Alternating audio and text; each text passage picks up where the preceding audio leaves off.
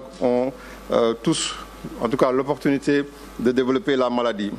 Les cas communautaires se développent, je pense que nous le constatons tous, parce que tout simplement, les populations continuent à circuler et ces cas, il faudra s'attendre également à ce que ces cas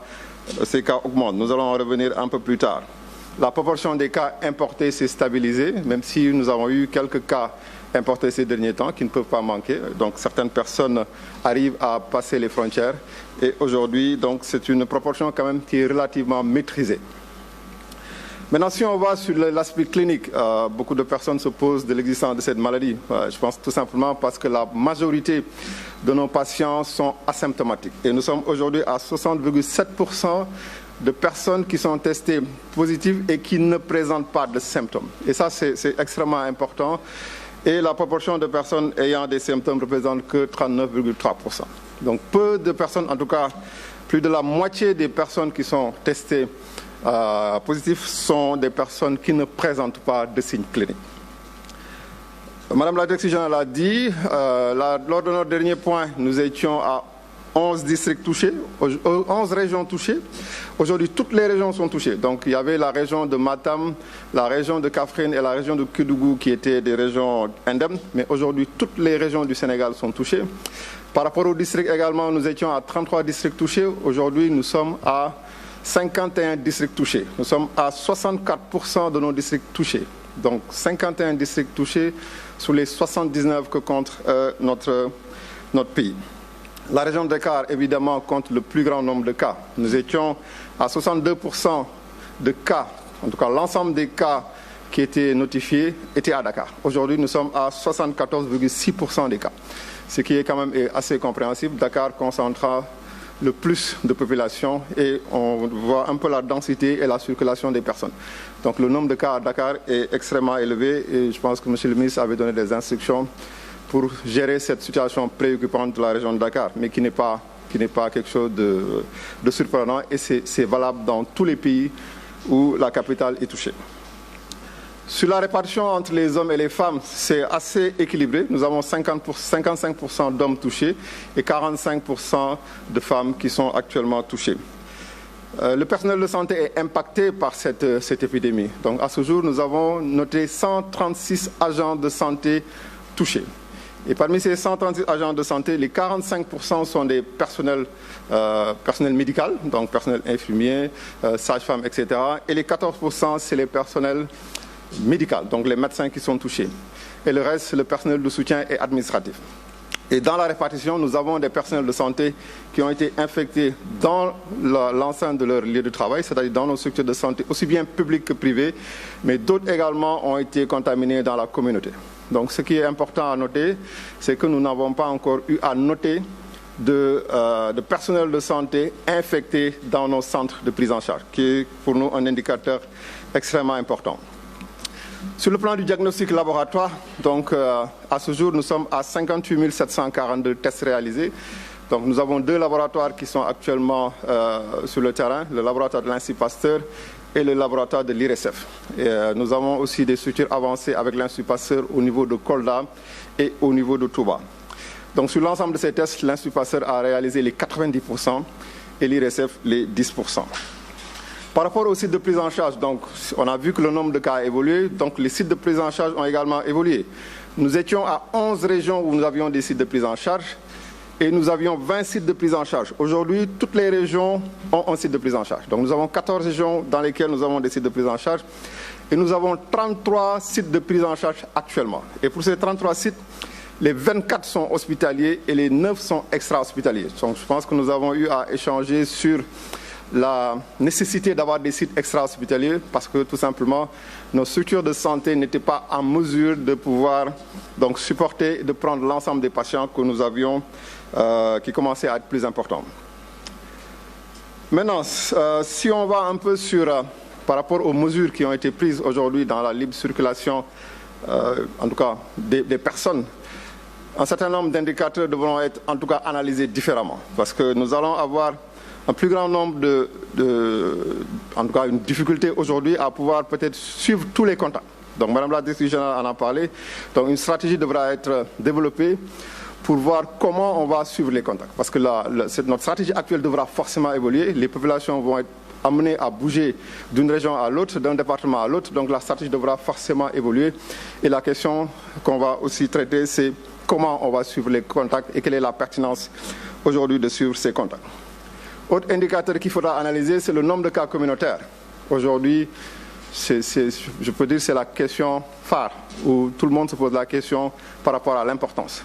des cas communautaires. Donc si aujourd'hui, par rapport aux mesures qui ont été édictées et que les personnes ne respectent pas les mesures barrières, il faudra naturellement s'attendre à l'augmentation de ces cas communautaires. Parce que tout simplement, les gens vont bouger plus et que donc il est très, très important. Et ça, nous le rééditons, nous le disons encore, il faut que les mesures barrières soient respectées. Si ces mesures barrières soient respectées, on peut arriver à une situation très difficile. Nous sommes actuellement sous stress, on le reconnaît. Dans la gestion de cette pandémie, il n'est pas évident pour un système de santé d'absorber 4 000 patients. Et donc, il est évident qu'il faudra prendre considération de ça. Donc, l'analyse des cas communautaires devra se faire différemment. Ces cas vont être de plus en plus importants. Mais également, c'est la protection des groupes vulnérables. Aujourd'hui, c'est les personnes âgées et les personnes présentant des tares. Ces personnes devront avoir, en tout cas, on devrait avoir un œil spécifique sur ces personnes. On le voit, la majorité des personnes sont asymptomatiques. La majorité de ces personnes, c'est également des jeunes entre 20 et 40 ans. Ce sont ces personnes qui sont à risque pour ces sujets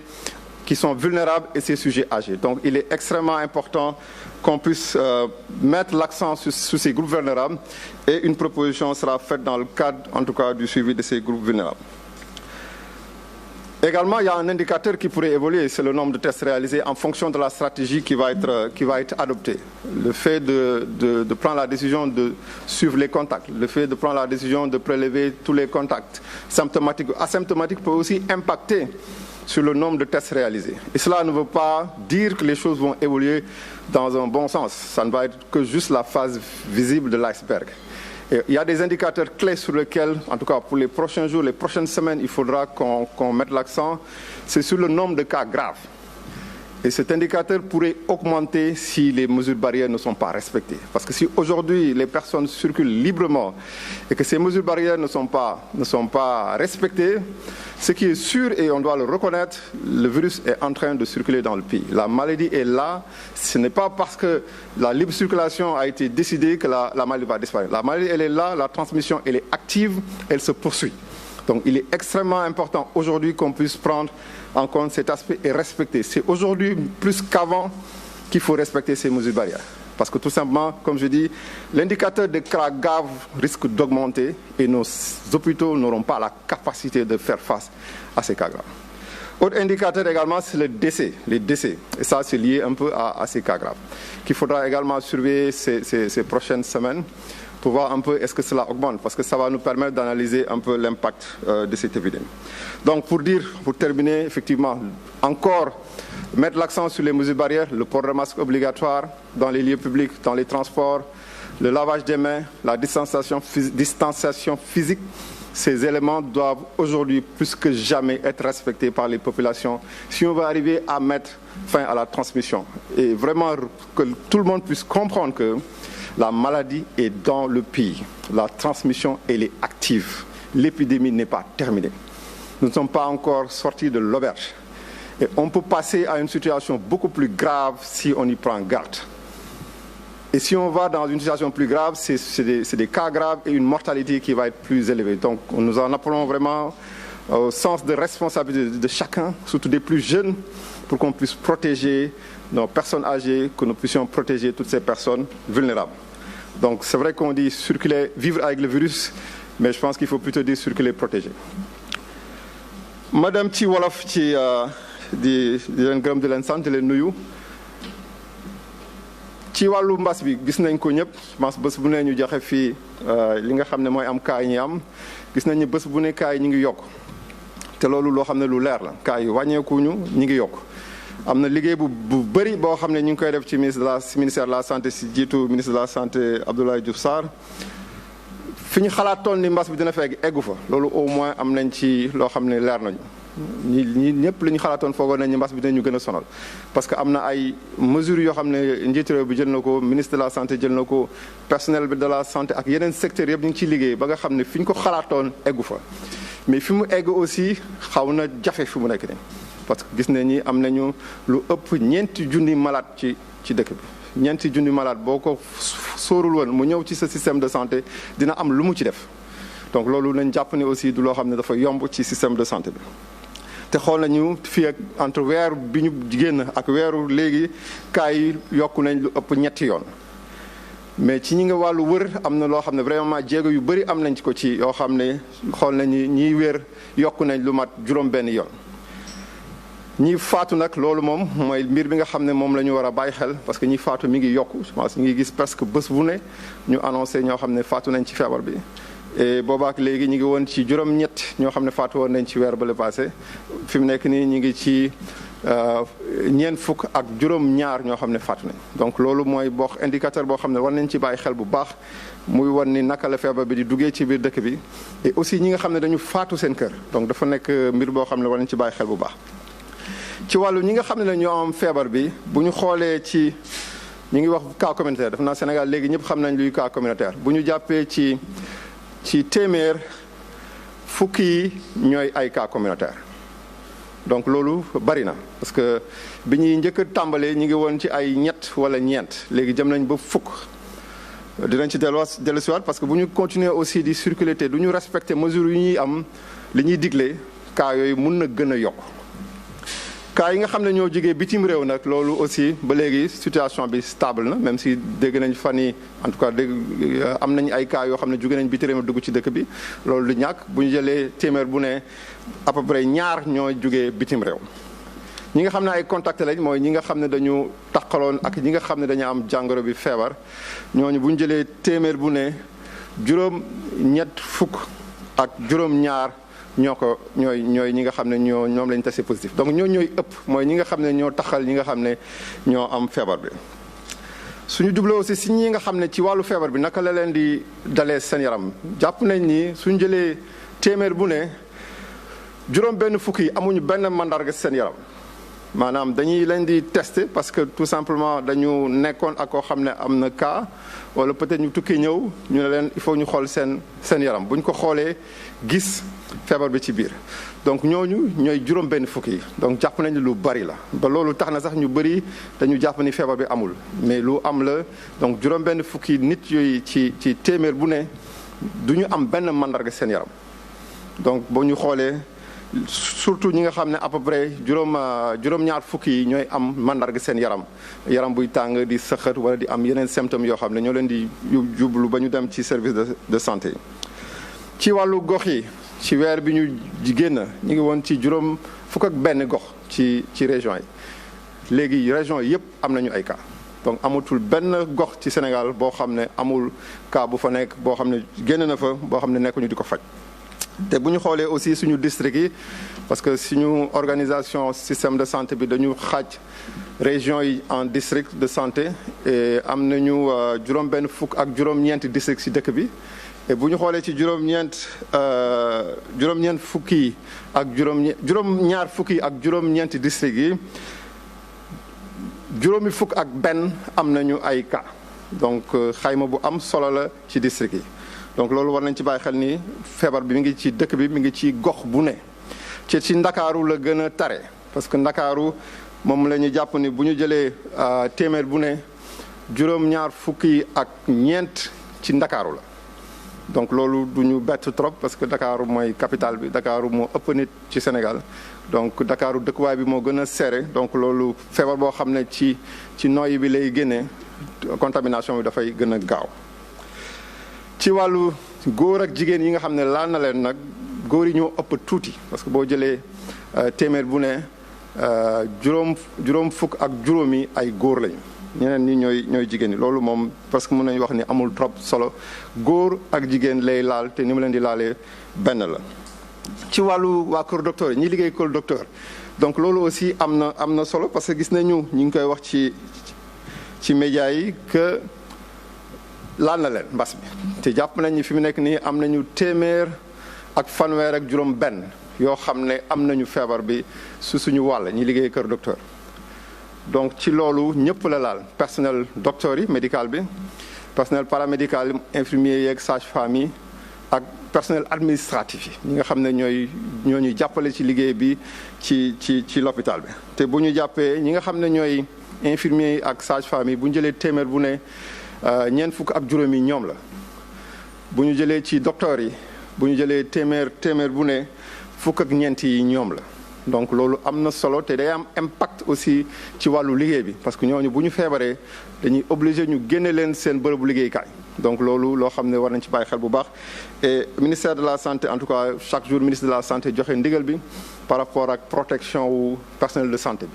donc am na jéego yu bari yoo xam ne def nañ ko ci pour jox leen jumtukaay yi nga xam ne moo leen war a aar ba nga xam ne feebar bi du leen gaañ. maintenant ci wàllu waa kër docteur yooyu seen fi ñu jëlee feebar bi dafa am ñaar am na ñoo xam ne dañ ko jëlee ci seen liggéeyukaay soit ñu ngi ci seen clinique wala ñu ngi l'hôpital am na ñoo xam ne dañ ko jëlee seen kër donc mooy cas yi nga xam ne ci dans la communauté lañ ko jëlee. mais lu ñu war a mën a noter rek mooy ci wàll yi nga xam ne fa la ñuy fajee ñi am jàngoro bi amuñu ci équipe yooyu en tout cas ba may wax ba léegi kenn koo xam ne am na feebar bi donc loolu am na solo bu baax et wane ni effort bi nga xam ne ñu ngi koy def pour que personnel boobu ñu mën a leen protéger. ci wàllu laboratoire bi aussi def nañu ay jéego yu bari ci laboratoire léegi romb nañu fukk ak juróom-ñeenti junni test yoo xam ne def nañ ko ci dëkk bi weer bi ñu passé ñu ngi woon juste ci fukk ak benn junni. donc am na effort yu bëri yoo xam ne def nañ ko laboratoire Institut Pasteur laboratoire IRSF bi ñu ngi def ay jéego yu bëri am na ay laboratoire yoo xam ne am nañ ko ci biir gox gi ci biir Kolda ak ci Touba yoo xam ne dina may résultats yi teel a génn ñu mën a def analyse yu bëri. et bu ñu xoolee ci wàll boobu boo jëlee téeméeru test bu ne Institut Pasteur moom mooy def juróom-ñeent fukki IRSF mooy def fukki. donc wàllu laboratoire bi moom ñu ngi ciy sant yàlla bu baax et puis di leen gërëm ci turu ministre de la santé ci liggéey boo xam ne ñu ngi koy def te am na yeneen xalaat yoo xam ne ñu ngi ci pour yokk sites yi nga xam ne gox yi nga xam ne war nañ fa mën a def test yi. ci wàllu bërëbu fajukaay yi ñu ngi woon ci ñaar fukki bërëbu fajukaay et amoon nañu fukk ak benn gox yoo xam ne amoon nañ fa bërëb yu ñuy faje nit yi. wante léegi gis nañ ni gox yëpp am la feebar fa la nekk donc fukk ak ñeenti goxu Sénégal yëpp am nañ fa ay centre de traitement fanweer ak ñett léegi la ñu am li bërëb yoo xam ne dañ fay faje ay nit. ci loolu juróom-ñeent yi mooy bërëb yi nga xam ne du l'hôpital ñu ngi wax site de prise en charge extra hospitalier mooy bërëb yi nga xam ne mun na nekk l'hôtel mun na nekk centre d'accueil dañ koy jël ñu aménager ko comme l'hôpital def fa ay lal def fa ay docteur def fa ambulance yoo xam ne dañ fa mën jël ay nit. donc yooyu am nañ ci juróom-ñeent ci biir dëkk bi yëpp et donc lépp li ci des mooy ñaar fukk ak ñeent yi yooyu ay bërëb yoo xam ne ci biir l'hôpital la foofu la ñuy fajee malade bi. di balaa may eggali jeexal di wax ci wàllu ndigal en tout cas décision yi nga xam ne chef de l'État jël na ko ñun ñu reconnaître ko vraiment accepter ko comprendre ko suñu kaddu rek mooy ñu ñaaxaat askan bi ñu xam ni feebar bi dañul du parce que dañu ne mën ngeen dem fu leen neex ñu jàpp ni feebar bi dañ na gis nañ ñu ci bés bu ne chiffres yi ñuy joxe feebar baa ngi ci dëkk bi feebar baa ngi law ci dëkk bi. donc loolu nañ ko jàpp waa Kër Docteur ñu ngi def lépp lu ñu mën gis nañ ni feebar bi fi ñu ko nattoon eggu fa donc parce que décision yi nga xam ne jëloon nañ ko daf ci impacté mesures yi nga xam ne ministère de la santé ministre de la santé jël na ko ak waa Kër Docteur ak ñëpp ñi nga xam ne ñuy jàppale tax na ba feebar bi téye nañ ko ci benn wàll boo xam ne fi mu nekk nii suñu système bi mi ngi koy attan mais fu ñu jublu nii bu fekkee bàyyiwuñu ci xel mun nañu indil ay jafe-jafe yu gën a bari parce que bu fekkee nit yi dañu jàpp ni